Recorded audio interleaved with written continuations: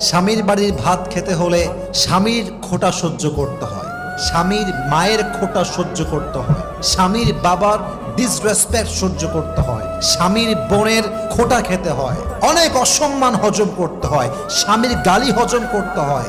তাই মেয়েরা বলে স্বামীর বাড়ির ভাতের বড় দাম।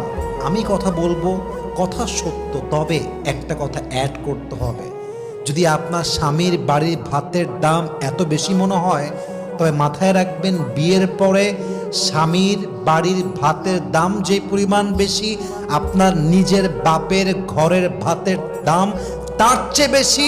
বুঝবেন, জাস্ট তালাকটা নিয়ে বাসায় যান, তাহলে বুঝবেন। জাস্ট তালাকটা হোক, বাসায় যান, 3 মাস থাকেন, 4 মাস থাকেন, 5 মাস থাকেন, স্বামী নাই তালাক হয়ে গিয়েছে, তখন বুঝবেন স্বামীর বাড়ি ভাতের দাম বেশি নয়, এখন তো মনে হচ্ছে বাপের বাড়ি ভাতের দামই বেশি হয়ে গিয়েছে, ঠিক কিনা বল?